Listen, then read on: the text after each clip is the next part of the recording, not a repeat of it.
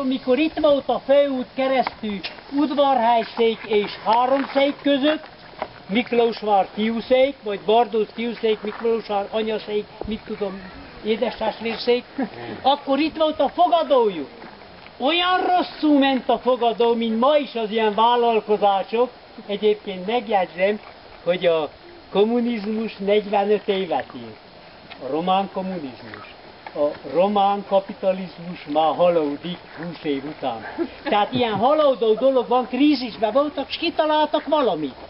Kitaláltak azt, hogy biztonságot nyújtanak a batoni cserép hordóknak, udvarhelyszéknek, vagy vásárrajáróknak, és építenek ide őket, itt volt már a deregusoknak a szállójuk, vagy minek nevezzem, pihenőjük, szekerek pihentek, megtudták pontosan kinek mennyi pénze van, és akkor, hogy vásár, hogy ment, kaptak-e, adtak-e, van-e pénz, hol van, milyen, és hogy megjátszodják azt, hogy nem ők raboltak, mert nem, egy vállalkozó nem rabol. Nem csinálod, hogy a vállalkozó raboljon. Semmilyen féleképpen. Az rendesen fakturázik, vagy mit tudom mi. Nem rabol, se vendéglős. De ők kitalálták, hogy civilbe vendéglősök, és nem civilbe rablók. Átváltoztatták magukat, kicsi bajuszot ragasztottak, szakáluk volt, akkor megtámadták a szekereseket, kirabolták, pénzüket elvették, azok pedig, hogy sírrankoztak, megkötözték, visszafuttak a fogadójukhoz, átöltöztek, és mentek, hogy mi van magukkal. Jaj, sajnálták, na ne haragudjanak már, megetetjük, még egyet ettek, jútokat, lábastokat, kolbászt süttek, mindent megetették, és nekünk árvagyármökök vannak otthon, mert Székely is hazudott örökké.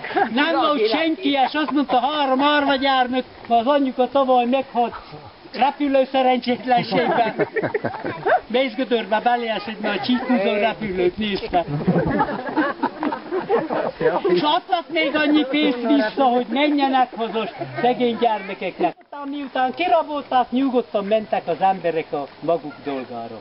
De azt is megjegyzem, hogy itt van egy köves patak, annak 2 ágas, van a rablók kőjük, oda dugták el a pénzüket.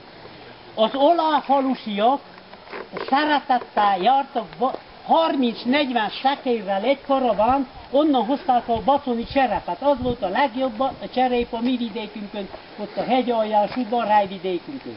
Olyan is történt már, pénzük nem volt, sírtak a székelyek, mert tud sírni a székely, dolgozni nem annyira, mint amennyi sírni, de tud úgy elhitetni, a rablókkal elhitették, a házunkat szétontotta a vihar, cserepet viszünk, pénzünk el, és a gyermekek otthon sírnak, betegek, halnak meg, haldoklik már, az annyi pénzt adtak. Felmentek ott a kerekkőjük, Kövespatokba, megvan most is, oda most nem megyünk, de majd egyszer felmegyünk, zsákpénzt adtak a Székelynek, tehát meg is kellett üresítse az egyik szekeret, hogy azt pénzzel rakták meg, ha nem hiszi valaki, fent a cseréptörmelékek, megvannak már cserepeket, kidobálták.